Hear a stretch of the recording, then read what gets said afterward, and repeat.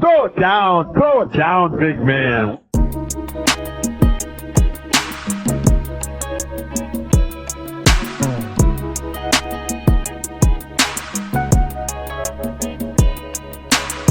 Welcome everybody back to the Throw It Down Big Fella Season 2 premiere. I am so excited. I have a co-host with me through this amazing NBA season / college basketball amazing ride. Ladies and gentlemen, he is no stranger to this amazing podcast. Been here several times. Now he's officially my co-host on Throw It Down Big Fella. Ladies and gentlemen, without further ado, Mr. Michael Miles. Michael, thank you for joining me on this experience and this ride on Throw It Down Big Fella.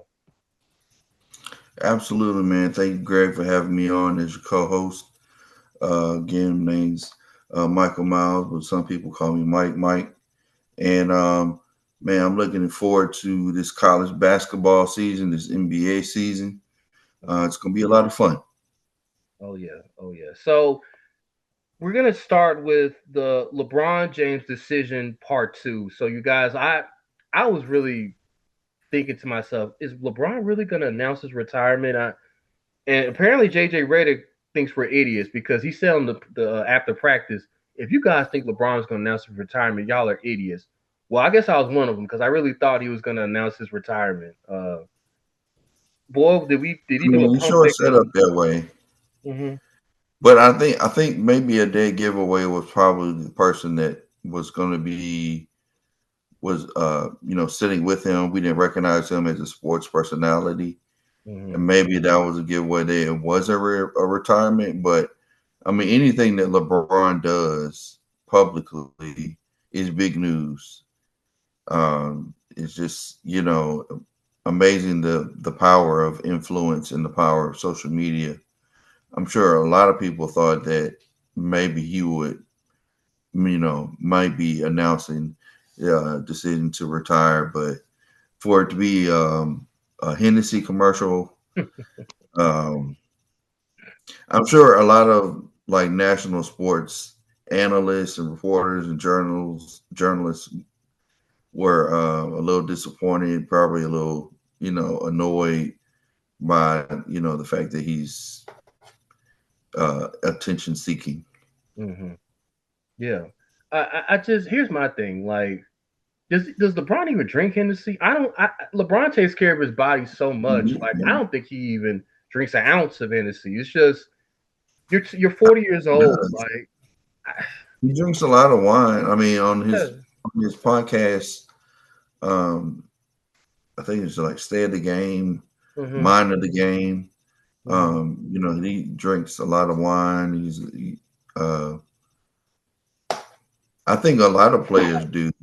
Yeah. I think we always, assume that they, just drink water and Gatorade, Powerade, whatever, Mm-hmm. to hydrate. But it doesn't surprise me that some of these players, drink an enormous amount of alcohol too behind the scenes. Mm-hmm. I was like, man, you did all this for an ad, LeBron. Like, it's kind of lame. I'm not gonna sugarcoat it, and I'm a fan of LeBron, but I didn't like it. Like, you made such a huge announcement on this, the first decision, iconic, one of Yeah, the best press conferences of all time, and you followed up with this, like a yeah, Hennessy ad. Like, yeah. it's lame. I'm sorry, I can't.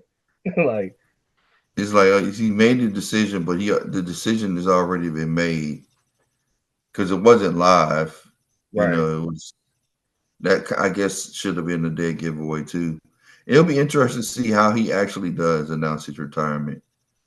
Mm-hmm. I wouldn't. I don't know. Maybe it might be an Instagram post or a Twitter post or something like that.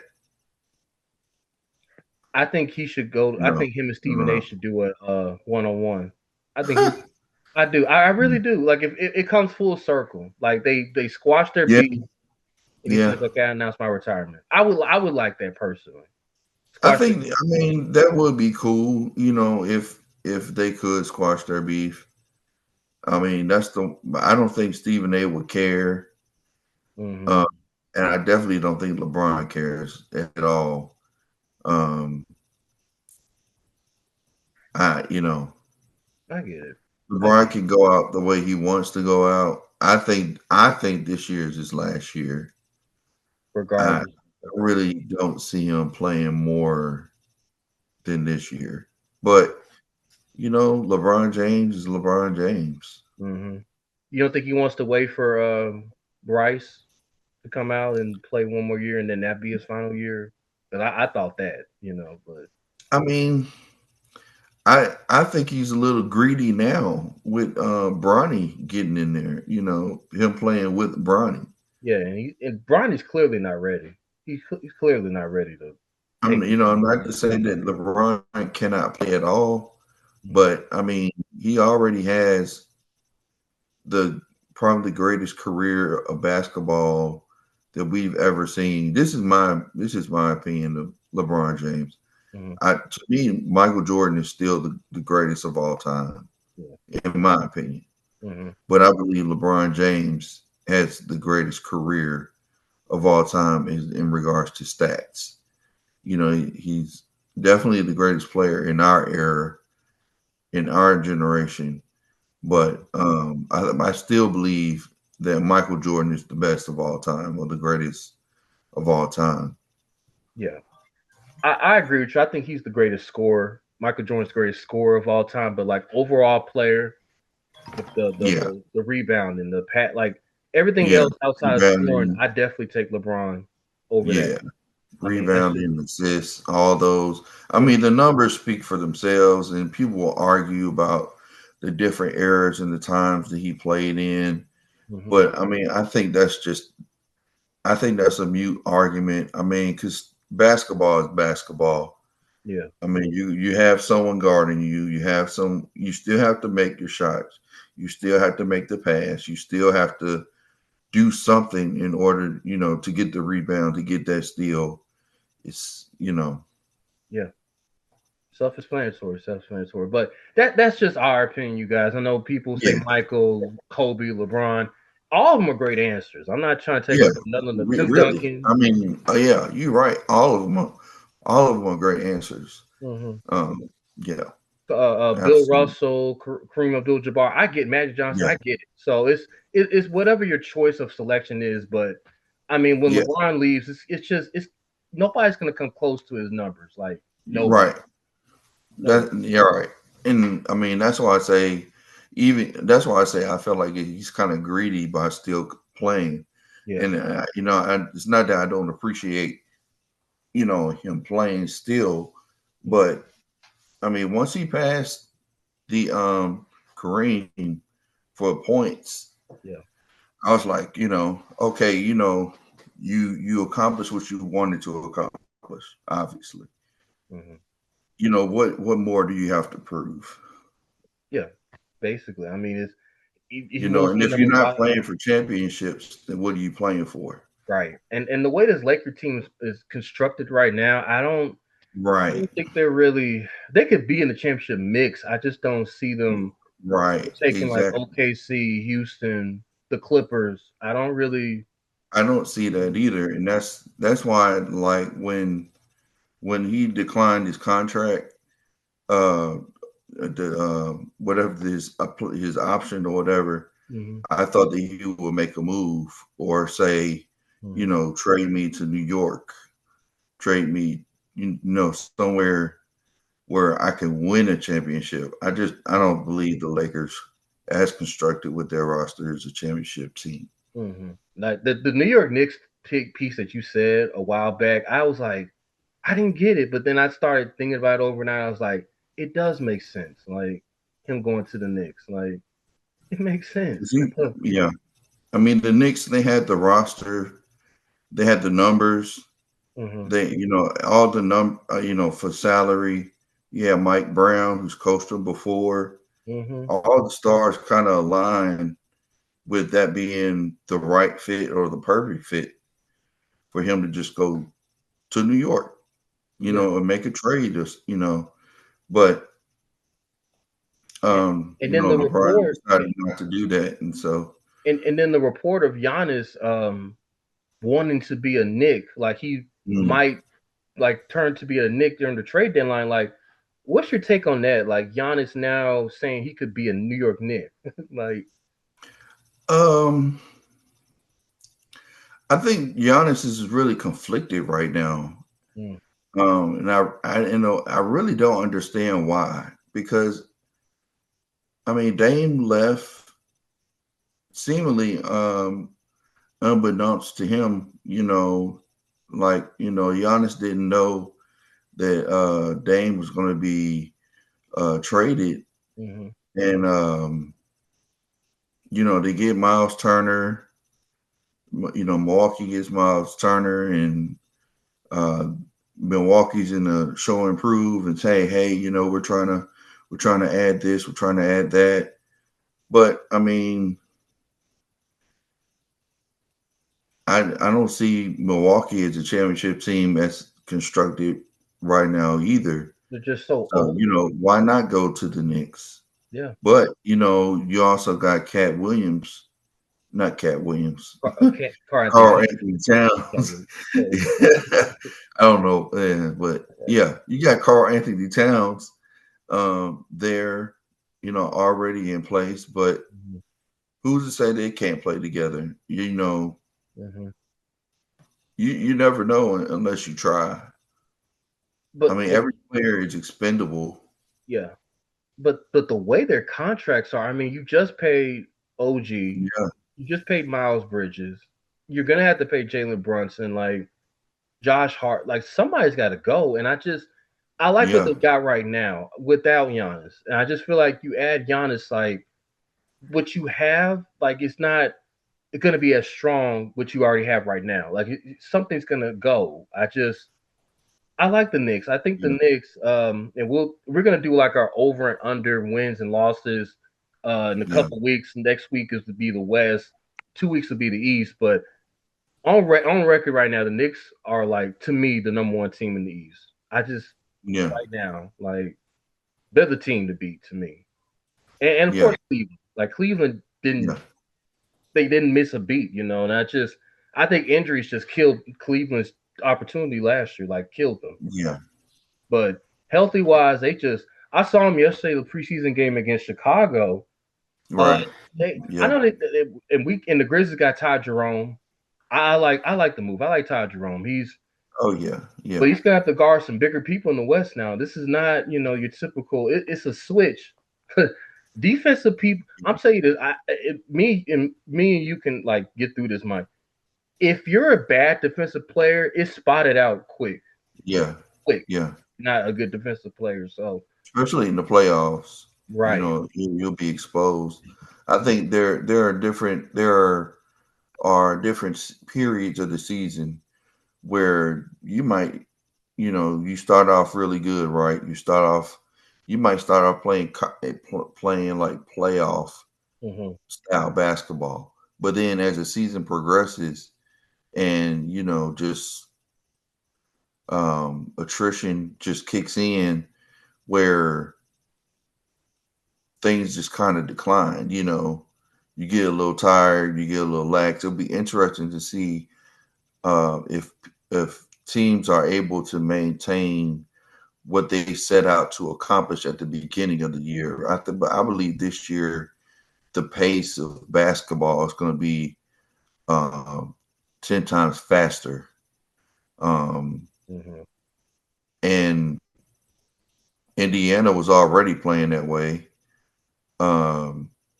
Oklahoma City, they already, had that influence, had that youth and experience to play defensively and offensively that way. And then you had Golden State, who played small ball. Yeah. We're seeing a lot of like the center position, it pretty much evaporate before our eyes as a position of need. If you're 6'8", 6'9", you're mostly playing the 5. Yeah. And it's the wing. Like this past year's draft, I know was like Cooper Flagg and whoever else. But this year's draft was a heavy wing-oriented draft. And I think in this year, next year, we're going to look back at this draft and say this is probably the most important or underrated draft class that we've seen because the center position is slowly going away. And, a lot of people, when Edie got drafted, they were saying they don't know how he's going to fit in the NBA system. And now I kind of understand, what they're saying. Because teams are no longer, setting screens and, just pick and roll. It's move the ball moving constantly all the time. And that's the type of basketball that we want to see, that fans like to see. Yeah. They don't want to see, dribble. They're tired of the James Harden. They're tired of the Brunsons. No disrespect or shot at them, but they're tired of the dribble, ball not moving type of offense. They want the OKC offense, like everybody moves around. The triangle offense back in the day, reminiscences of it, but it has its moments. There, there are times like Shea took advantage of it. He was a master at holding the ball because he was the best player on the court. He had the ball and he had the skill. I mean, his mid range was elite last year, and that's why they won the championship. And he was the free throw merchant. Like he knew how to create body contact so he can get to the line and lead the league in free throws. I mean, don't let the player hate the game. I mean, I'm sure there's ways that they're in their player meetings are like, look, SGA went to the line this amount of times. Like, can we? Is there a way to like limit that? Can we? He's changing the game, SGA, slowly, but not saying anything. But he's definitely changing the game, SGA. So we're gonna do like a couple NBA storylines, freestyling here, because like I said, the season is 2 weeks away. Unfortunately, it's not OKC's year off season because my man Kawhi Leonard kind of stole the off season. I mean, him and Uncle Dennis, their money tree situation they got going on. So in case you didn't know, Kawhi Leonard and Steve Ballmer had some type of money. There was some type of free money that he gave Kawhi. Nobody really knew about it. Pablo, Pablo exposed it, and was it Aspirations? What was it called? Aspirations Company or something like that. Something like that. So it was exposed by Pablo, and so Steve Ballmer has been denying it. Kawhi Leonard has not mentioned it at all. I don't think Kawhi and Uncle Dennis have lost any sleep about it. They're like, whatever. I mean, it's like, I mean, what's your thoughts about this whole money tree situation? At first it sounded like it was like Kawhi was trying to set up a deal where, he didn't have to do anything, or there were no job requirements. There was no, he basically just got paid to do nothing. And it was just part of the contract, and Chris Ballmer came across as if he didn't know anything about the company or the deal, which it was just strange. And for a minute I thought that Kawhi, it would either the NBA would investigate, and I don't even know if they are investigating. It does seem like it was just swept under the rug.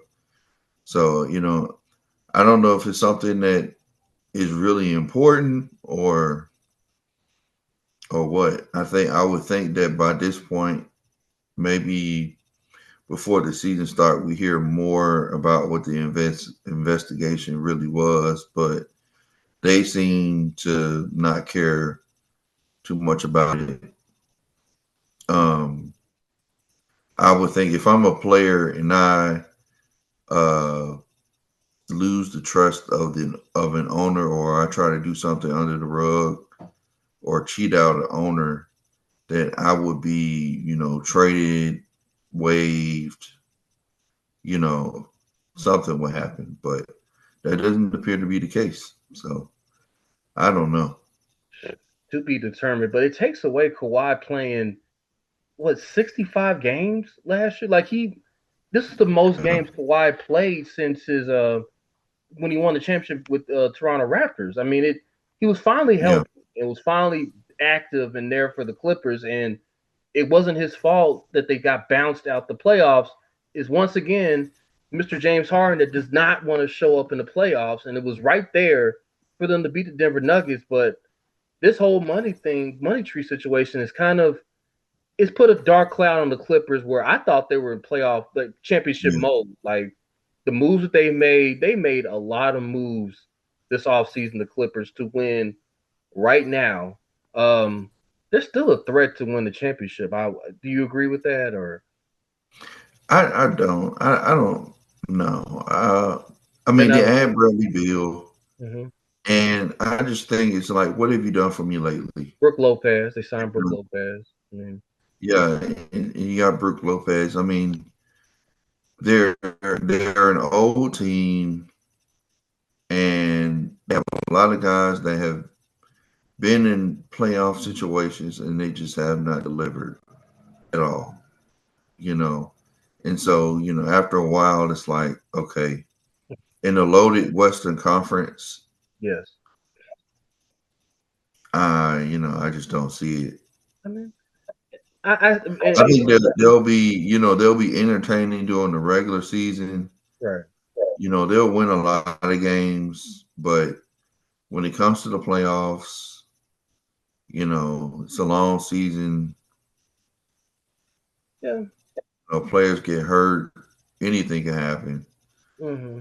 So, and they're the oldest. They are the oldest team in the league. So they are. The Warriors are like right there, but the Clippers by like a couple years are like the oldest team in the league. So to your point, Michael, yeah, I mean it's show and tell, but it's like they're old.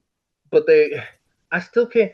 You can't tell me on any given game, NBA game, James Harden, Bradley Beal, Kawhi Leonard, Zubac. I know they traded away Norman Powell, which I think that hurts, but they're still a good team, and I just it's interesting. I think Golden State is a good team, but they're old too. But I have them higher, or at least in the conversation for a championship more than I do the Clippers. Yeah. And I think that's just based off of, they've been there. They've been consistently there. They've been consistently in the second round, the semifinals, Western Conference Finals. They're there, and they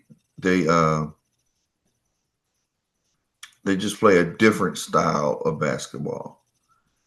Yeah. So, You're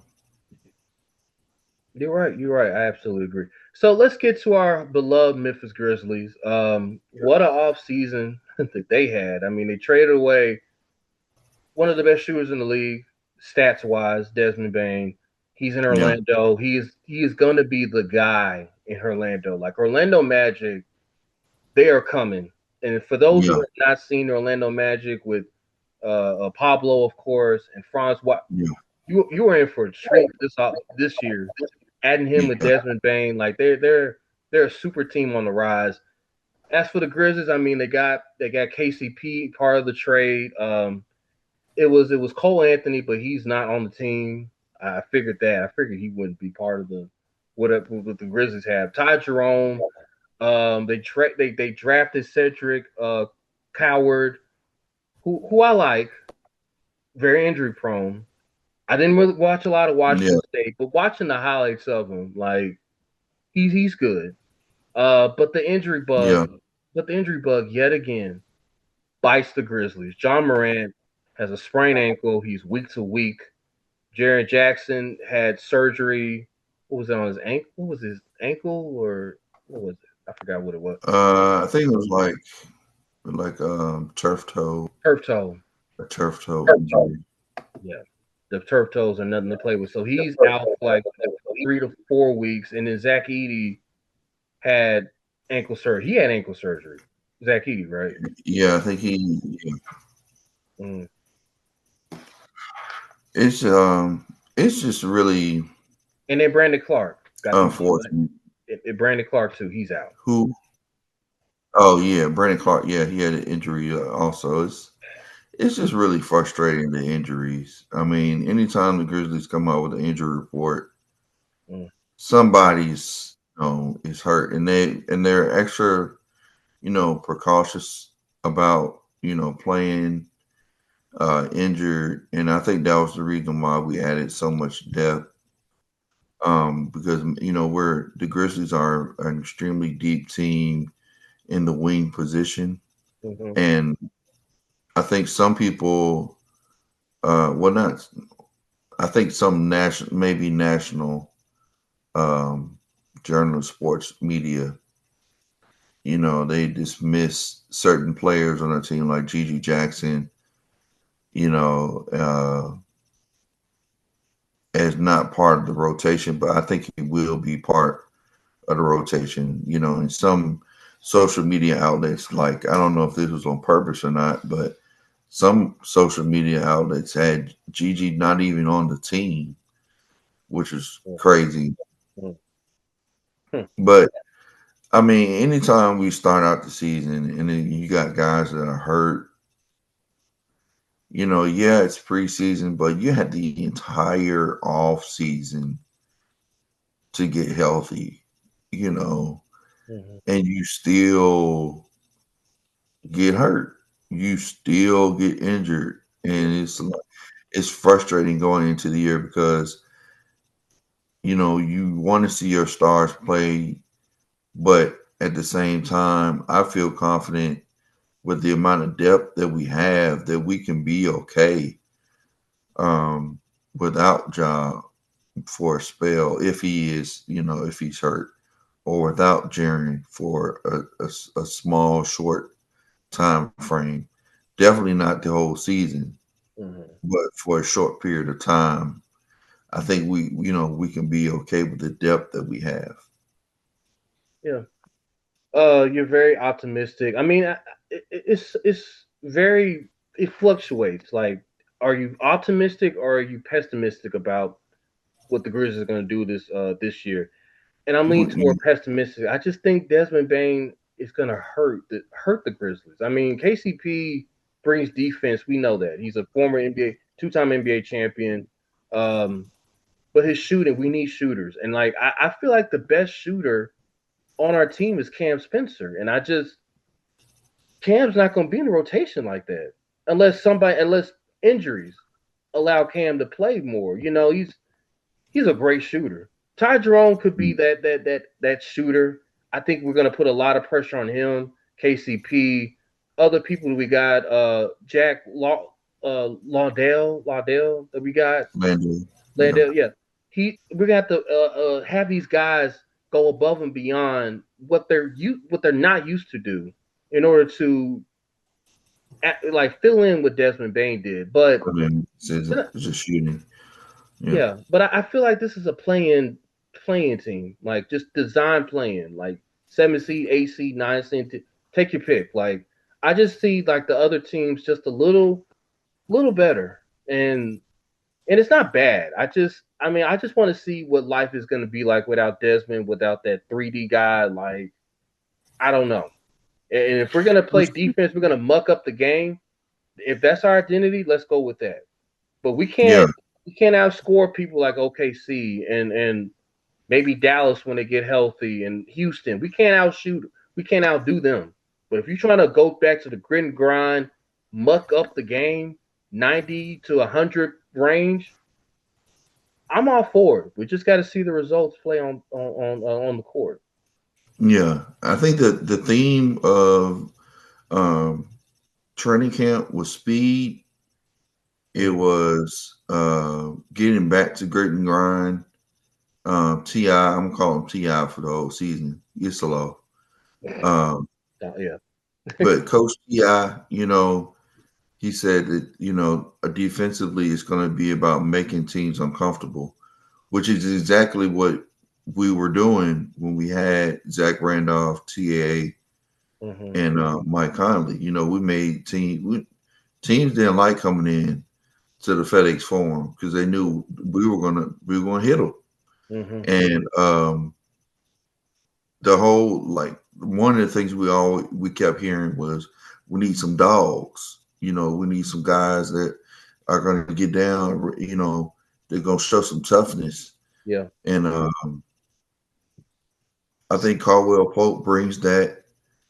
I think Ty Jerome is going to be, which was a surprise free agency pickup. Mm-hmm. I think he's going to gel in nicely. Mm-hmm. We still got Scottie Pippen Jr., who I'm pretty sure a lot of people wanted him. We still got Vince Williams. I thought we were going to lose Santi Aldama in free agency, but we re-signed him, and he seemed to be, or at least stated to be working on his defense, which I thought he was a liability. Yeah. Later in the year, and then Jaren Jackson Jr. He with him re-signing, recommitting to the Grizzlies with a new identity, a new number. Um, he seems to be very motivated, and I mean, truthfully, we need Jaren Jackson to play like a young KG Yeah. or a young Rasheed Wallace, type Mm-hmm. uh, type of player, and we need John Morant to play like Allen Iverson. Derrick Rose, maybe. Yeah, Derrick Rose, just aggressive, attacking the basket. They're John Morant and Jaren. They're doing pick and rolls. Yeah. Together. And Zach Edey is, of course, he's screening, setting up open shots. I think we're going to play fast, and when we do slow it down in the half court, we're going to see a whole lot of Zach Edey setting screens for guys, and that's where I think Ty Jerome and Cedric Coward, Caldwell Pope, Jalen Wells are going to find themselves, on the wing, ready for open threes. And I think Ja is going to attack the basket. We really need Ja to get to the free throw line at least 10 times a game. He's got to get to the free throw line. Yeah. And because, I mean, he can score easily over 20, over 25, easy. Yeah. Just by just continuing to attack the basket, using his floater.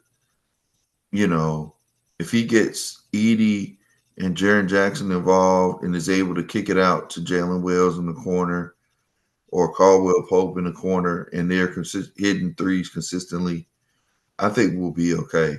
I think we'll beat enough teams to not be in the play-in. Okay. So you think they avoid the play-in? Are they a top 14, top 5, like 4, 5, 6? I think they're top 6. I think they're top 6. Top 6. Okay. Just based off depth alone. I mean, I look at some of the roster moves that have been made in the East and the West, and I honestly think the Grizzlies are probably the deepest team, maybe in the West. Mm. So Like, they got a good ceiling. Okay. I mean, I'm any one of our starters can get hurt, and we can replace them with somebody. That is capable of doing, the same thing, or if not better. Yeah. I mean, I hope you're right, Mike. The health is just a problem. Like it's an issue with me. And that's why it is a problem though. Yeah. And that's why I just think can Ja play 60 games this year? Like he's never played more than and I looked this up the other day. He has not played more than 68 games his entire career. He's been in the league. This is year 6 for him, or 7, year 6. He has not played more than 65 games in his entire career. I want that to change. Like I just his availability makes the Grizzlies a threat, a Yeah. real threat. And like you said, I don't want him to change his game either. A lot of people are saying John needs to change his game and develop a jumper and not attack Mm. the way he is now. But I'm in the camp where he's young enough he can still do it. You know, give it like 2 or 3 more years, he can get a jumper. I Develop mean, in his development, you should be getting better and stronger. If you're not, if you're not in if it's the off season and you're not in the weight room mm-hmm. and you're not working on improving your endurance, then yeah, you're going to get hurt. You're going to have a whole lot of, soft tissue injuries. Mm-hmm. They're going to be doing a whole lot of load management. If you're young but you're not in the gym, you're Yeah. not working on your game, you're not in the weight room, Mm-hmm. So I think John has been working on that. He's definitely had plenty of time to mentally get himself together, and I hope that we don't get caught up in too much social media or what the national media or analysis, like Kendra Perkins and NBA Today, all the ESPN personalities Mm-hmm. have to say about us, that we just float under the radar. Yeah. I mean, we were second in the West, and nobody was really talking about us for a good amount of time. Mm-hmm. It was the You know, fall. It was after the fall. It was like, oh, what's going on in Memphis? And then John yeah, Moran, and then Kendrick Perkins was saying how Triple J is a disappointment. And I'm like, he was all yeah, and like like, all of a sudden, Triple J is underrated. Like what? Like, I mean, we need to like just dismiss all that, just use that as motivation. yeah. And everybody that got something to say against the Grizzlies from a national media standpoint, they can just stay on that side. And they're falling in love again with Zion Williamson. They're falling in love with him. He's lost all this weight. He looks like, and Yeah. Zion does look good too. So Yeah, I'm glad Zion Williams is he's working on his weight. mhm. I was a little concerned about when talking about Zion. He came in heavy, looking heavy, Yes. and he was 6'5". So it's like, what position do you put him in? He's a small power forward. Mm-hmm. At 6'5". No dribbling, can't dribble that great.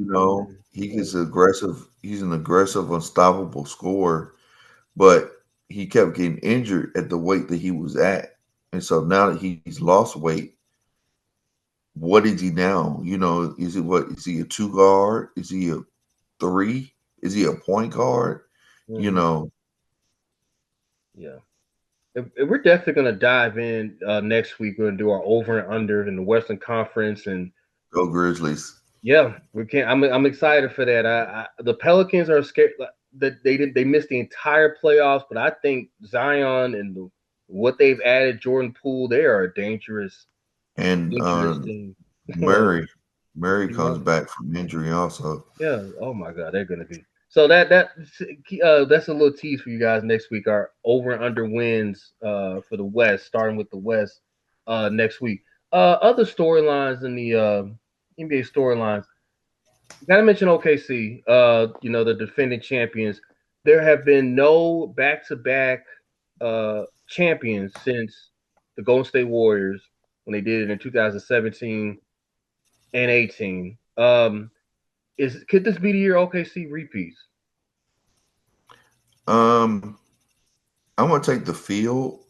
Okay. As far as I think they definitely can repeat, but I mean the West is so wide open. I'm gonna take the field. Um, as far as like them repeating, there's so much parity in the NBA. Yeah. But I mean it's definitely possible if they can, keep their pride together and the money works out. They can do something. I mean, they're all young. They got all their money. I just we see the same script. It's like you think they're healthy, you think they're happy and paid, and then next thing you know, turmoil, something happens, like internal turmoil or something just goes awry what they're supposed to do, and they don't succeed at the higher level that they did this past year. Like every team, we keep annoying we annoyed the Denver Nuggets. Think about this, you guys. We annoyed the Denver Nuggets after they won. It's like, oh, here they go, the Joker, Jamal Murray, and all the Bruce Brown, and they just fell apart. Yeah, Fell apart. that's Well, not fell apart, but just there's some. Then they should be better than what they are, and we'll get to the Nuggets in the next week. But between them, between Toronto, between the Lakers, like every team that won that following year, just something had like they don't have that hunger no more. That hunter desire. Like I see it with OKC though. I see SGA. I saw they went through a lot to get past Denver, to get past that was a tough the Grizzlies. If John Morant didn't get hurt, that would have been a really good series before John Morant got hurt. But they went through a lot. The Denver Nuggets put them through hell, like Joker really did. Put them through the ringer. Minnesota, even though it was 5 games, but Minnesota is tough. And then of course the championship with Indiana. I mean, they've been battle tested already. I would definitely take OKC to repeat. I think they're still clearly the best team in the league. SGA, he could probably elevate his game even more. Honestly speaking. And my boy Chet Holmgren missed 20 games this year? Last year, 20 games, and Jalen Williams got his money. Like they're so young. I just don't see a world where something bad has to happen, like injury wise, something for them to fall off track. I would take OKC to repeat. I think they're in line to probably go 3 back to back to back. I feel like they're tough. I mean, they pretty much bring the same guys back. They still got Caruso. They still got some, Aaron Wiggins and Kason Wallace, and they still got Lou Dort. Mm-hmm. My only thing is like, again, we're talking about the wing position. We got a lot of 6'8", 6'7", 6'9" guys, and OKC's roster mostly consists of guys 6'5" and under that were getting the significant minutes. And I just think that even though they were really good defensively and they were very active, I just think that those teams like Dallas and Houston and Denver are going to give OKC a lot of work. Like they're going to give them a lot of problems when it comes to scoring the ball. I mean, just depending on the matchups.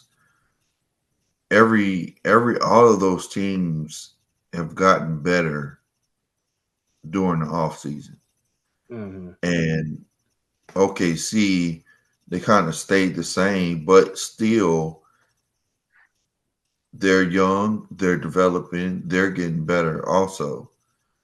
Have we seen the ceiling of Shai? Is he what can be added to his game that we have not seen before? I think we've seen it all. Yeah. And that's what I'm looking forward to seeing. I'm looking to see what he's added. And I'm really, really looking forward to Anthony Edwards in Minnesota, because they were saying that during the summer he was working on his post up. Okay. So I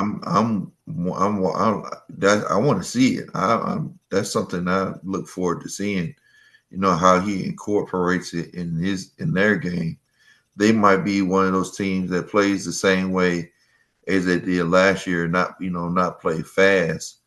But if you're Anthony Edwards and you're able to control the game with your post up, with your 3-point shooting, with attacking the basket, all phases of his game, I think this might be the best year that we see Anthony Edwards, and even in his leadership and maturity.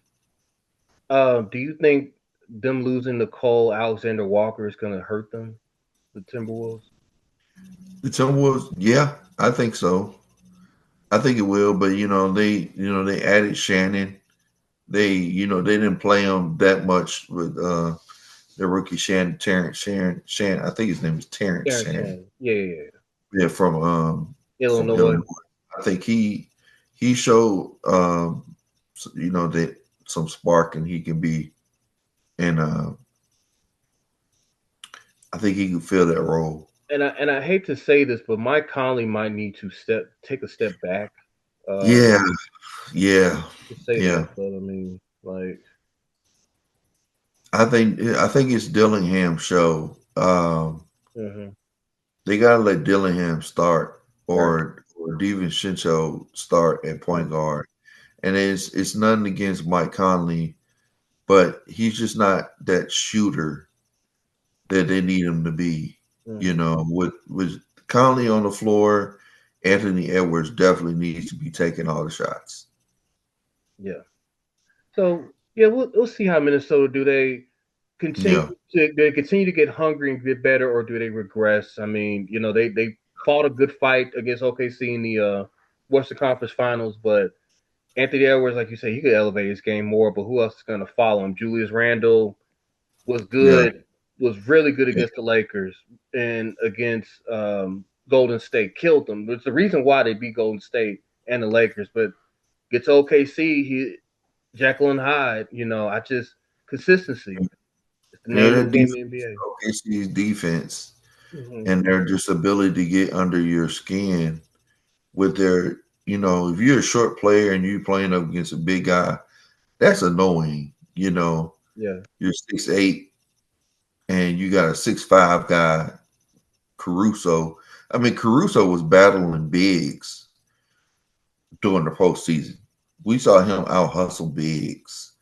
Guys that were just taller than he was. And he's like 6'2". I think how tall is he exactly? Caruso 6'5". Yes. He was out hustling bigs. Yeah, and he was killing Triple J. And I was just so annoyed. I'm like, Triple J, like, it's Alex Caruso on you. Like, but he's a good perimeter, like he's a good inside defender. It's just so annoying. I'm like, Triple J needs to take advantage of this. Like he never did. Like, but we'll see. I still think OKC is just the Della cream of the cream. Unless injuries, something crazy happens. Like, they're the team to beat. They're the team to beat. Everyone likes Houston, but I don't. I think they're just, especially with Van Vliet injury. Yeah. I definitely don't see it now. Like, it's a huge loss. It's just a lot of they had a good thing going, Houston, and it just kind of messed up the chemistry with Kevin Durant. Like, they just really, like, Kevin Durant's a good player, but it's like, can he lead a team by himself to a championship? By himself? Can he lead a team by himself? We're gonna find out. We're gonna find out when he's in Houston. Opening night. Find out. So I'm excited for that. For the Golden State Warriors, go to the Golden State Warriors. A lot of they made their signings kind of late. It kind of started last week. Yeah. They signed Al Horford, Seth Curry, and Seth, the Curry brothers are playing. Kind of interesting. And then Jonathan Kuminga, who's been talk about the trading him out, is back with Golden State. I guess he just couldn't find nobody. Wanted Jonathan Kuminga, so he's back with Golden State. And they also brought back DeAnthony Melton and Gary Payton. Like, what's your vibe on Golden State? Golden State. With the Golden State, I never really liked how they developed the young guys. Moody's there. He's embraced his role. because a lot of people, even Grizzly fans, wanted Moody or would have liked Moody on the Grizzlies, but I really haven't liked how Steve Kerr, develops the young guys. They had Wiseman there too. You had I don't know. I think my disdain for the Warriors outside of Steph Curry um, is just how he's mistreated the young guys. Guys like man, I can't. Wiseman, Yes. Moody, Camilla. Pause. My boy Pause. Well, yeah, they played him. Um, it was a Memphis Tiger. I don't know why I cannot remember his name. Oh, the light skinned guy. My God, yeah. Lester Lester. Quinones. Yeah. I thought for sure that Lester was going to like replace Clay with it, with his shooting ability. I mean, Lester, he's good on the defensive end. I still really don't understand why the Warriors did not resign Clay. It just does not make sense to me. I don't know if that was just injury. They just said he's old, and we just don't want to deal with potential injury, or he wanted to stay a Warrior. They wanted to pay him before what he's done instead of what he did do. You got Draymond there. Why not just re-sign Clay? But yeah, I mean, I think the whole Kuminga thing, I would have liked to see Kuminga on a different team. Yes, because you just didn't see. I mean, Kerr didn't play him during the playoffs, and I mean, he had to because of injury. That's the only reason why he played him, because of Jimmy Butler was dinged up and Draymond was dinged. Steph Curry got hurt, so it's like, all right, I got to put Kuminga in, and then he had like 15, like in like 20-some minutes. Kuminga was giving it. Yes. Kuminga was scoring. I mean, during the regular season, he was scoring. He was doing, pretty much, I would say, everything that he was supposed to do. Right. And then, everyone could see his potential. I just didn't. I thought he would be somewhere. I thought he'd be playing somewhere else. I just think there's just a lot of. Then you bring in Jimmy Butler. I like Jimmy Butler, but he's a headache.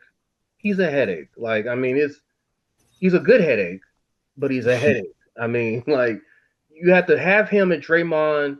It's just too much. It's too much ego in that locker room. Like, between them two, and then Buddy Hield. Like, I just feel like they're too old. It's just they need some young steps in there. Like, it's too old. And injuries is another key component. Like, they get hurt, they are done. Like, playing automatically. But I think they find a way to get out of the play-in a little bit. The 60, I think they avoid the play-in, but it's like a couple injuries here, couple injuries there. They're playing. I mean, it's hard. It's really hard to tell in the Western Conference, because I mean, Al Horford has consistently played healthy. Yes. Throughout the season, he's probably one of the healthiest players on the roster. I agree. And he can stretch the floor. Yes. He's grown with the game to where he and Steph Curry is just unguardable. Still. I mean, yeah. You have Steph Curry. I mean, it's and then you had his brother in there who could shoot too. They got shooters all around. Somebody's not going to get the minutes with the mid range. Right. Somebody's minutes is going down. I wonder who. Gary Payton, DeAnthony. Somebody's minutes is going down. Like, because you add Seth Curry to it. Like, that's a Steve Kerr problem. I think Kaminga could be in the same position as he was last year. Exactly. So what's the purpose of you resigning? Because you Right. have to. And I mean, I think that's what he wanted to do, but I think that just whatever was going on behind the scenes where they couldn't get a trade done, Mm, couldn't get him re-signed. I mean, there are several places that in the Eastern Conference that I would have liked to see Kaminga go, like Toronto. You can go to Charlotte, you can go to Chicago. Chicago. Yeah, don't go to You know, Charlotte. I mean, Don't go to Charlotte. Charlotte is where your dreams die. You can't. I just advise NBA players when you go to Charlotte, you can your go to dreams Utah. die. That too. Charlotte, Utah in the West, Charlotte in the East. When you go to those two, your dreams die when you go to Charlotte, like or Utah. Those two.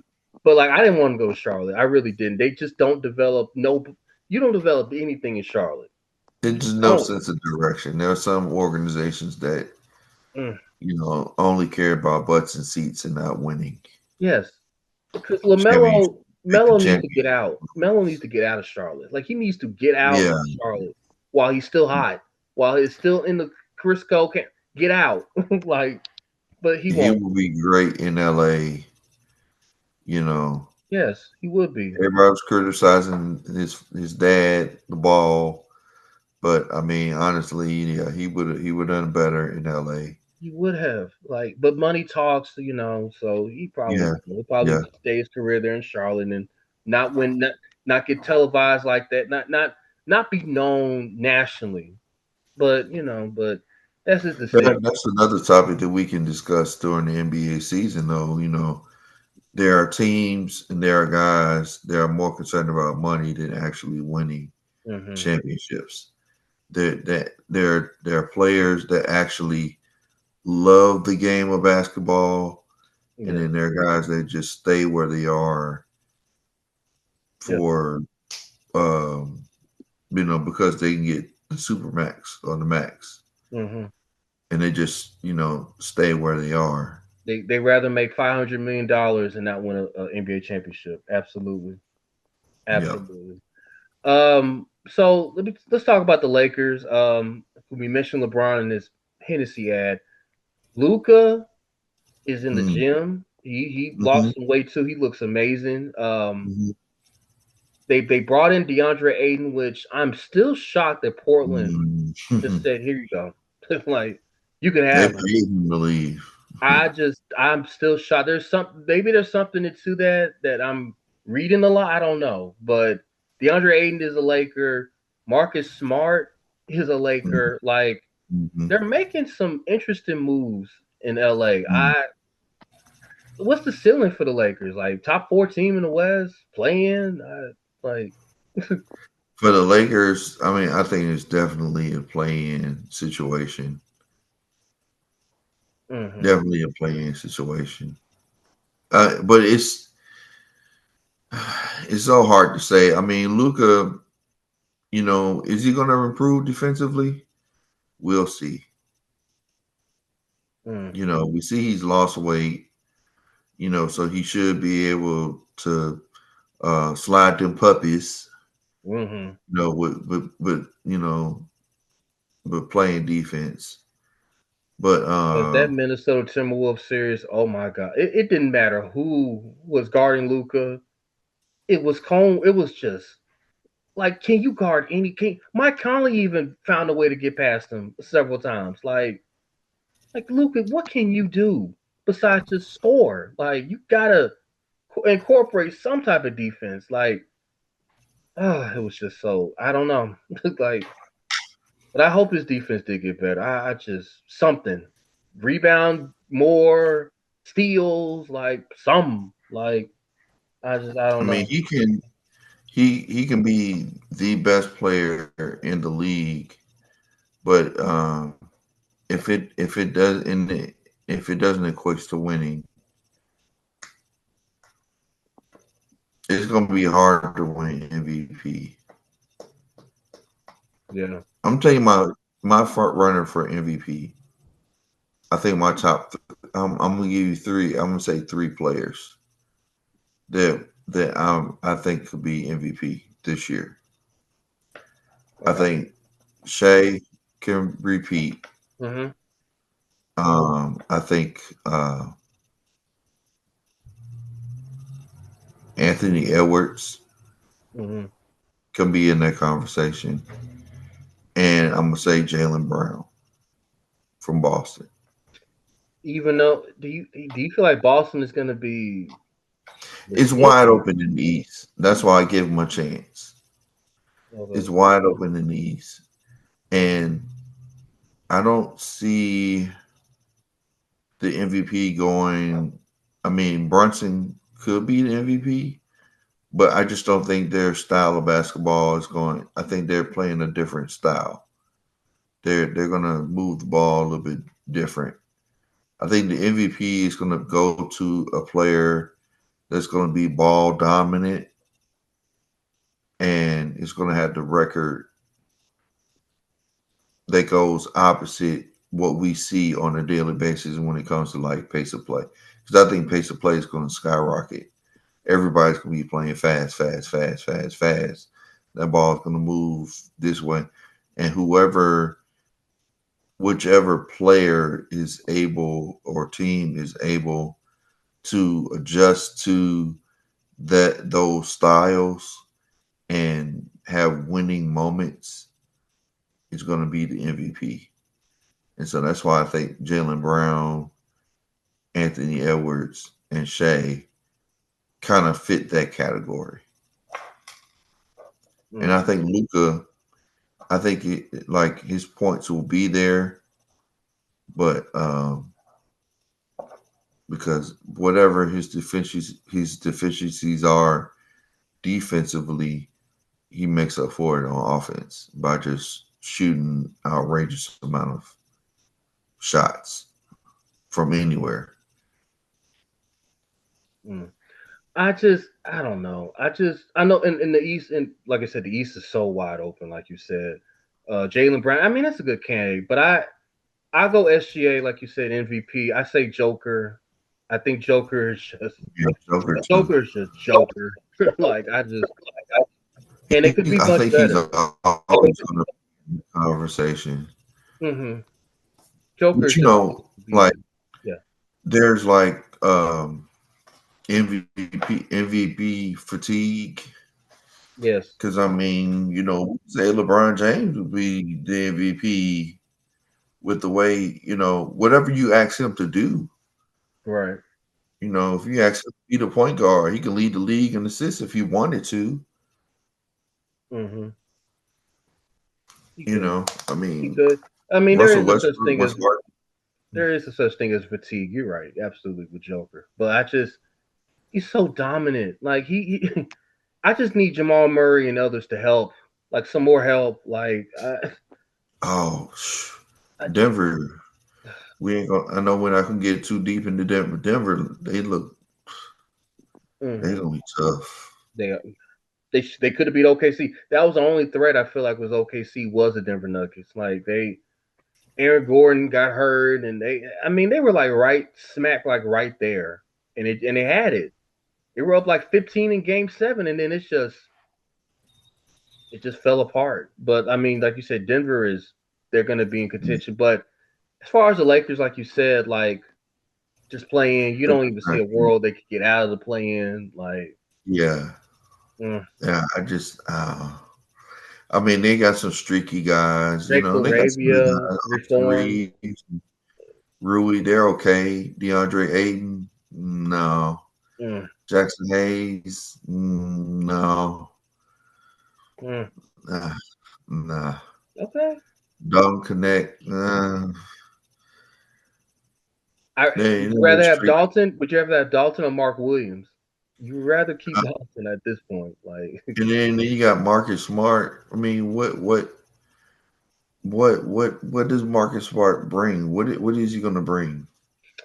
He's supposed to bring defense and toughness, but he couldn't stay healthy with the Grizzlies last year. So I don't think he wanted to be here too. I think his attitude, which I didn't like that either. But mm-hmm. I'm just thinking of too the Lakers. Of course, there's added attention being a Laker. You draft Bronny James. You know, Mm-hmm. what do you bring him for? What do you trade? What do you draft him for? Is he going to be a puppet on the bench? Basically. You know, at some point he has to be used, or you just brought him on because it's LeBron James' son.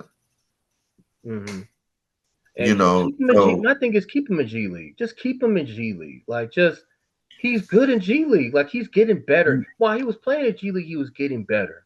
He was getting better. And it's just when you start playing him in the pros, he's not ready. He's just I not mean, ready. he's got to jump. Um, Ronnie's got to take Marcus Smart's minutes. He's got to take Gabe Vincent's minutes. Mm-hmm. Like when they signed Marcus Smart, I say, "Oh, that's pretty much the end of Bronny James." Pretty much. Like he's not gonna get any unless it's like they're getting blown out or they're blowing somebody out. Like that's the only. Yeah, I mean, Yeah. if we're really talking about his development and him being a rotation player, You're right. Yeah, you're right. You're right. Who do you think is the team to beat in the West? Who do you think it is the team to beat, in the West? I think the team to beat, I will have to say Houston. Mm. I will have to say Even Houston. with the It's, Van Bleek it's injury. between Houston and OKC. Okay. And it's really tight. I would say those two equally, 1A and 1B, Mm-hmm. would have to be the team to beat. Okay. And I mean, it's uh with Van Fleet. Like Van Fleet, he's like a scoring point guard, but he's a winner. Mm-hmm. You know, he's a winner. I don't think the Houston has like a distributor on the court per se. As I had to look at their roster. I think Sengun is their best passer on the team. To me, Houston who? Sengun. I think Sengun Oh, might be. Sengun. Yeah, I think. Yeah, I mean, Sengun can do that. Can be that guy. Mm-hmm. Um, but Amen Thompson. Mm-hmm. I don't consider him a point guard, Right. but I mean, Kevin Garnett. I'm not Kevin Garnett. Kevin Durant. Yeah. Kevin Durant bringing the ball up the court. I can see him playing a lot of point. Um, My boy Shepard, man. My boy Shepard need to get some opportunity now. Like, yeah, sure. Yeah, Shepard. We'll see. What he looks like. We'll get an opportunity to see him finally see what he can do. Reed Shepard. I think they have Reed Shepard as like the starting point guard anyway. But we'll have a chance to see what he can do. They got some other guy. They got J.D. Davison, who was really good in college. okay. This is really going to be Reed Shepard's year to see what he actually is. We really didn't see much of him at all during the season. Mm-hmm. But the spotlight really and the pressure is going to be on him because, I mean, starters and on the bench, Houston is like fully loaded. Yeah.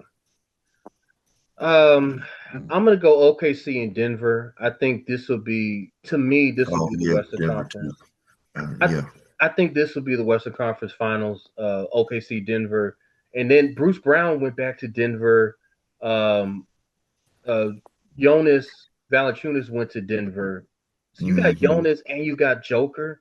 Oh my. Mm-hmm. Oh my. That's a problem. Like yeah. And they almost lost to JB to overseas. He was considering a deal. Yeah. With a foreign team. But yeah, Denver. I mean, between Denver, OKC, and Houston, Yeah. Those three are like the teams. And I would say, I guess you could say tier one, at least for the start of the season. Then you got Dallas. Um, once Kyrie gets healthy, I think it'll be interesting to see. Talking about Cooper Flag being the starting point guard. Curious to see how that looks. Yeah. Yeah. I mean, if we really look at it, this year is going to be really fun. It's going to be really interesting because we might be seeing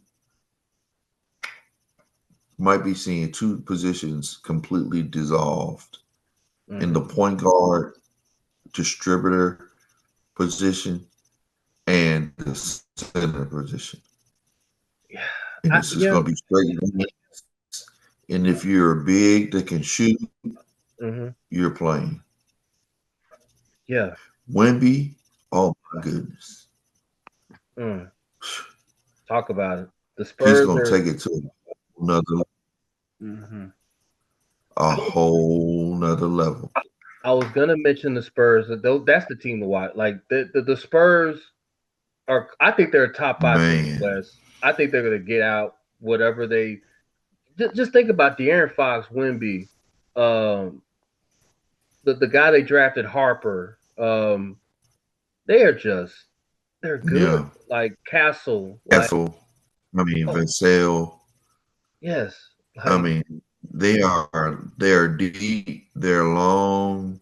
yes. I mean, they got some veteran guys that they got veteran guys that people don't talk about Mm-hmm. that won, been on winning teams. Mm-hmm. And I mean that was the storyline last year. Veterans were going to gravitate towards Wemby and want to play, and I just think that San Antonio front office, to their credit, stuck to their guns and said, we're going to build through the draft. We're going to get Castle. We're going to get Harper. We're going to get, we got Fox, in the fold. And we resigned them. Mm-hmm. Yeah. And then you got Wemby, who's That dunk, did you see that? dribble, Did you shoot. see that dunk he did a couple nights ago when he backed down and then he did like a Shaq dunk? Like I was like, what? Like, oh I my, mean, 7'4", guard-like skills, doing the sham god, working with Jamal Crawford. What big do you know works with a 6'5" point guard? unless they're a teammate that they're doing pick and rolls, I mean, like not a crossovers. I never heard that. No, like, Wemby's going to take the NBA by storm. Like, mm-hmm. it's going to be unreal. It's a shame that they're not televised publicly like that. Like they're gonna do Golden States and the Warriors and Boston and New York, but Yeah, they're not gonna be on the Spurs. And I think the yeah. Pelicans should be on national television more. Like they're not gonna We need to be focus on prime time. Yeah, we yeah. definitely have enough social media. I mean, we got what NBC, we got Mm-hmm. Peacock, we got uh Amazon Prime. Bleacher I mean, Bleacher Report. Yeah. yeah, we got of course ESPN and T. Well, not TNT no more, but yeah, the Yeah, ESPN. we got TNT. Ah, That'll be interesting too. That whole dynamic of Kenny and Charles Barkley and the crew. I Being on ESPN. hope I pray that Stephen A. Smith doesn't just mess it up because something tells me he's just gonna out talk and outdo where Kenny like he's just gonna overdo it to me, completely overdo it. Like Michael Jordan gonna be back yeah, for it, some of them. For some of it, yeah. I mean, I'm interested to see what he thinks about the state of the NBA today, and especially yeah. LeBron. I want him to, but so I'm interested to see how that plays out. The team in the East, what's the team to be in the East? I mean, the East is so, like you said, wide open. Like,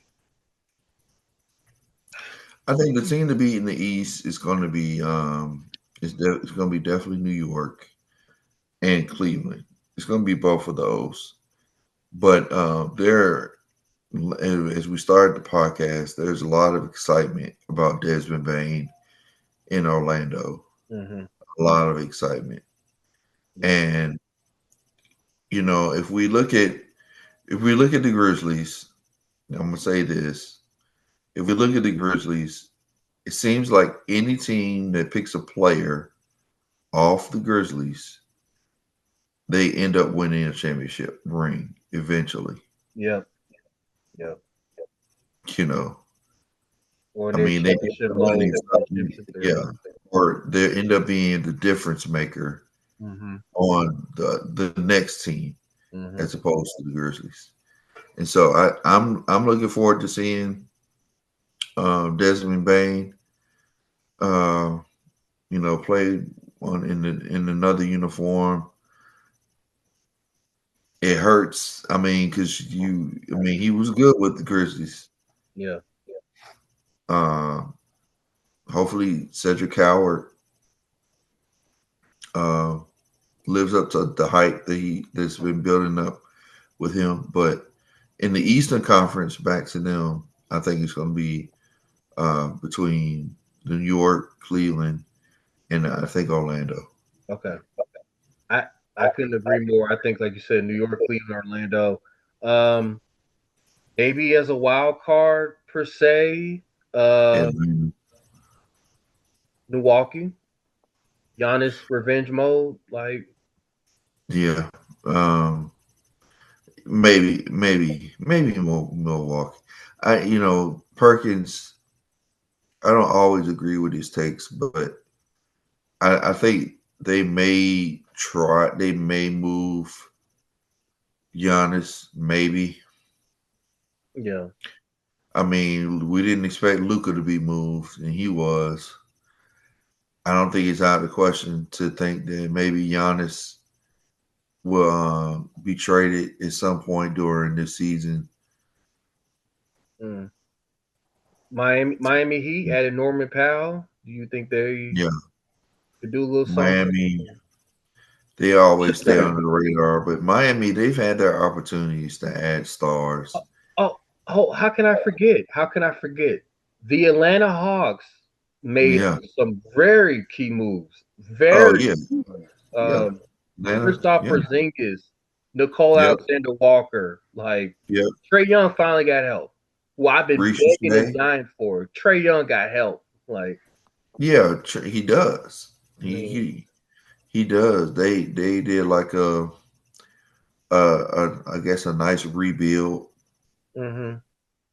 Atlanta Hawks are going to be interesting if they can stay healthy too.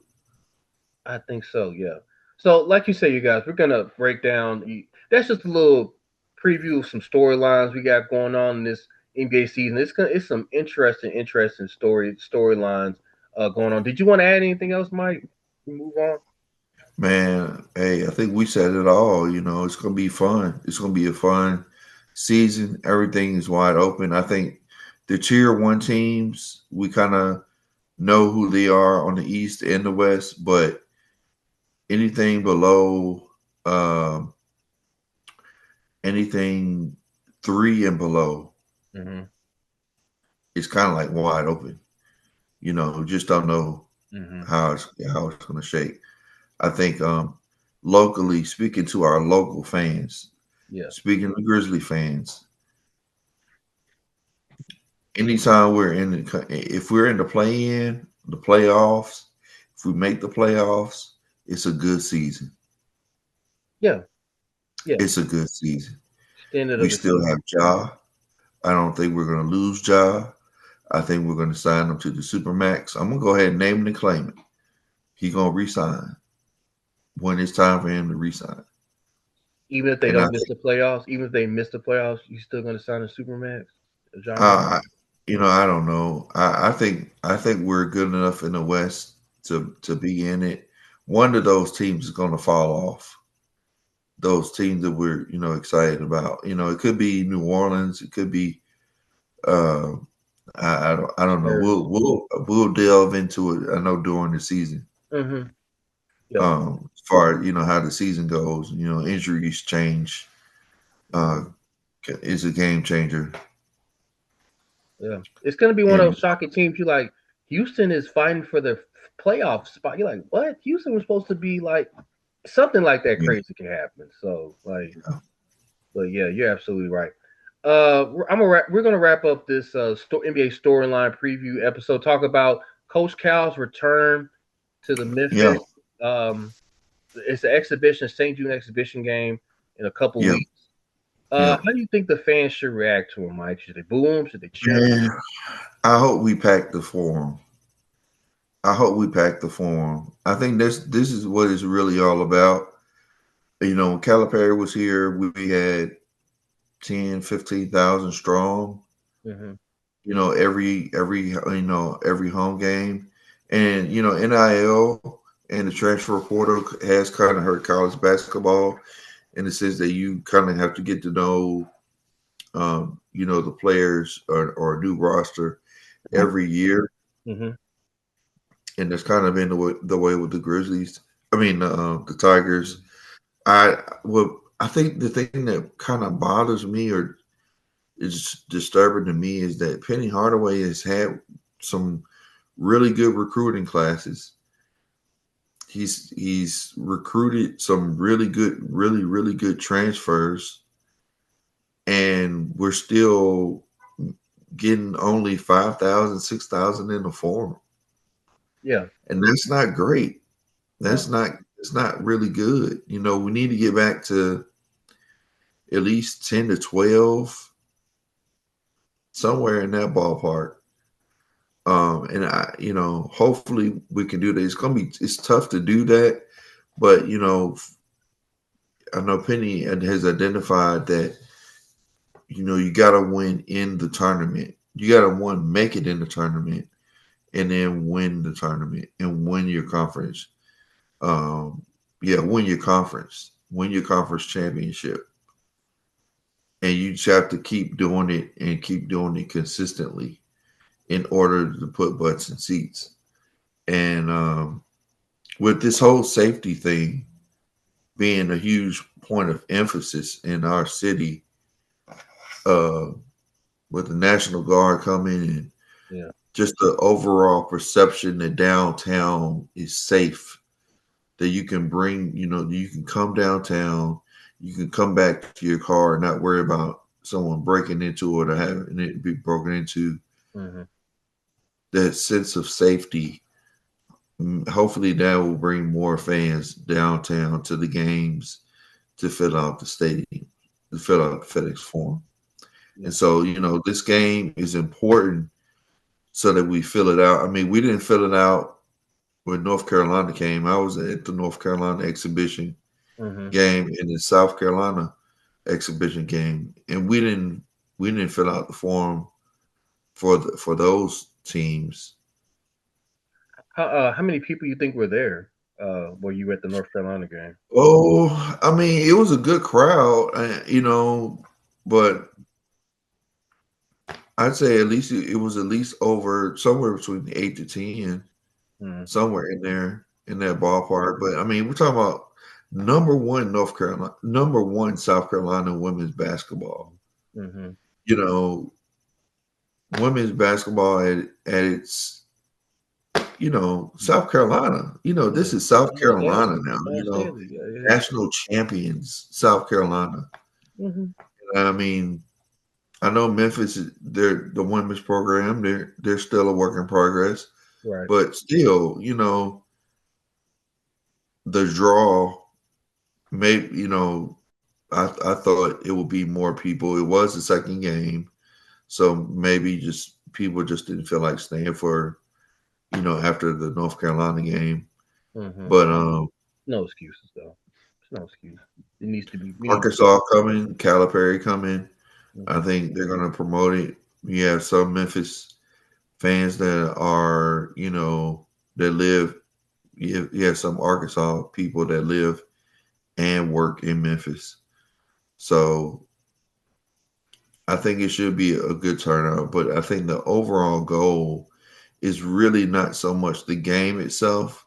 It's just more so let's pack the forum. Yeah. and that's what it's really all about, packing the form. And of course it's for St. Jude and all the research that they do there. So this is a good cause, and like you said, they're doing it out of the willingness of their heart to play an exhibition game that doesn't mean anything in the standings. It's just you're doing that for a good cause, and for Memphis, they need some positivity. Like you said, the National Guard is here, and they need something positive. And like you said, it's on a Tuesday night. People just look. They'll show up for the Grizzlies game, but they won't show up for a Tigers weekday game. But it'll be like Saturday because me and my wife went to the Mississippi State Memphis game. That was like a Saturday morning game. A lot of people there. It was jam packed. It was a lot of Mississippi State fans, but it was I say maybe like 70% full compared to like any other Tiger game that's during the weekday. So they need to do better on the weekday games. Because I know it's, people have work and et cetera and all that, but maybe consider playing them like at the Coliseum or somewhere. So I don't know. Like, is that a possibility? I mean, the Forum is the perfect place for it. The only issue is, like, when you have teams a different team every year, you don't have a lot of homegrown. Like this year, we have more Memphis guys on the team. Like I think we got like at least 2 or 3 Memphis guys on the team. And so in previous years, it really died when Toby Smith came on, but because he didn't recruit Memphis players. No. But with NIL and having to rebuild, and then with the whole transfer thing, it's really hard. Like you bring in North Carolina, that was a sample size last year. We did fill out FedEx Forum, but it was good enough. It was a good crowd. Duke, Kansas, who else are you bringing into the Forum or putting on your schedule that's going to bring the crowd out? Because we already seen the FAU does not bring a crowd. Charlotte doesn't bring a crowd. UAB doesn't bring a crowd. South Florida. Tulane, our conference does not bring anybody to the FedEx Forum. And then on top of that, it's not like we're blowing these teams out. No. They've been tight games. And I mean, yes, the conference is good. The players, they bring their A game against the Tigers. But like if the Tigers were blowing out every single team and you were in the top 10 every single year, top 5, and you were going to Sweet 16s year after year after year after year, then I think you would see, 10 to 12 to 15,000 in the Forum consistently. And I think that's what Penny understands, or I think he always knew that, but when you're not consistently doing that, he's been in this is his 8th year now. When you're not doing that consistently, Yeah. And think about last year, all the great hope they had last year. They went through the American Conference. They went through the American Conference tournament. You're a 5 seed. You play Colorado State. I mean, under the radar, nobody low key knew about it except your basketball nerd, like maybe me and you. We're like, okay, Colorado State is the dangerous. They can shoot, but there's no way Memphis should. And they had injuries. Memphis. There's no way Memphis loses this game. Maybe the next game when they play, I think was it Maryland next, if possible. Maybe that game, but like he at least get a tournament win. You lose to him, and it's like it's tough because of the injuries. We didn't have our starting point guard, and we didn't have Hunter. The last few games of the season, and so he was one of our dangerous players. And this year is different because we're guard heavy. And each year, I just hope that Penny is able to retain the players and his coaching staff, because retention and longevity, you need that in order to build something strong. Yeah, Absolutely, because I was excited last year. I mean, they played in Maui, of course, and they played Auburn. You know, Yeah, Auburn ended up being what they are, Auburn, but they were still there. They beat Michigan State. You know, like I was feeling the team out. I was like, all right, they got a legit team this year. Now this year they're going to the Bahamas, I believe. Yeah, the Bahamas tournament during the Thanksgiving. So, and we're gonna get into the Tigers season, what they're gonna do this yeah. coming season, what our expectations are. But the Parker situation, it's just very Sincere. unfortunate. Yeah, Sensei, I don't know We'll how to see how feel that about it. goes. I don't mean we haven't heard too much about this team because last year the big emphasis was the team was getting along. They were playing together, spending a lot of time together. Yeah. We haven't heard too much of that. Not that doesn't mean that they aren't doing it, but Hmm. again, it's a completely new team, a completely rebuilt team. We got 1 through 15 of guys that we can go on YouTube and say, oh, they got skill, they got talent, they have the ability, but at the end of the day, are they going to be happy with their role? Are they going to gel with their team? Yeah. Are they going to listen to the coach? We lose Nolan Smith, who was a good coach. A lot of people, and I hate this for Penny, but a lot of people are leeching on the Penny and they're going to different programs. Like they use him to be an assistant and Using then Memphis go as a out. springboard to go somewhere else. And I hate it that for Penny that each and every year he has to replace a guy. Every year. It's like Jalen Hurts with an offensive coordinator. Like every year he has a new offensive coordinator and he has to figure new things out with new offensive coordinators. It's kind of like Penny. It's like I got an assistant coach now. He's gone because Nolan Smith. He's a good assistant coach. Where did he go again? Where did So Nolan he Smith went to go? Tennessee State. Okay. And I mean, like, Okay. Because they had Rasheed Wallace a couple years, like 3 years ago. I yeah, mean, yeah. like Rasheed Wallace, okay, bring a little. He gone. Like it's just, I mean, I like that. You bringing in former NBA players to yeah. work on like development. Some guys just aren't a fit for college basketball. Who's our current assistant Outside of coaches? coaching, Yeah, and development and stuff like that. But yeah. Who are the current assistant coaches now for the Tigers? You, the who, the current assistant coaches. Who are they now? The current assistant the head current coaches. coaches, I honestly I really don't know. I know Definitely. it's I know. uh, I think Jermaine Jones. I Mm-hmm. have to look it up Yeah. to see Well, who like the current Herbert Davis Herbert. is on. Oh. Yeah, Herbert Davis is on there. I mean, it was really honestly Herbert Davis and Nolan Smith that Mm-hmm. were the main guys. Mm-hmm. I think they were the coaches. I don't think that Penny has replaced Nolan Smith. Okay. Probably won't replace him. I don't know. It's kind Mm-hmm. of late in the season. Yeah.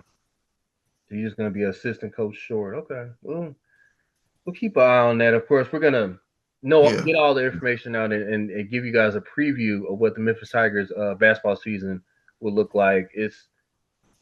It's on paper for them to do good. It's like right there for them to do good, especially in the conference. You know, yeah. dominant. I think we're do good. I think we're going to win the conference.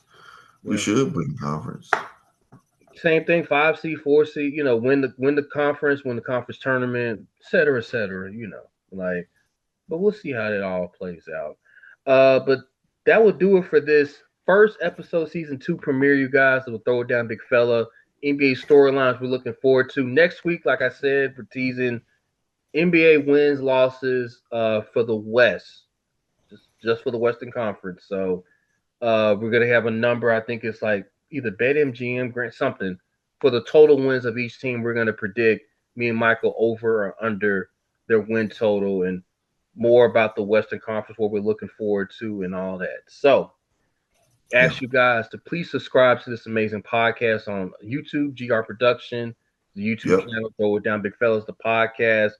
It's gonna be so much fun, Mike. I'm excited for it. It's amazing. Yeah, I'm looking forward to it also, man. It's gonna be fun. Man, basketball is right here. Yeah, full back in full effect. So, with that being said, thank you guys for the amazing love and support for this podcast. For your co-host Greg Rufus and my boy Michael Miles, we will see you next time. Until then, peace out. Peace out, Memphis. Be safe. Go Tigers. Go Grizzlies. Throw it down, big man.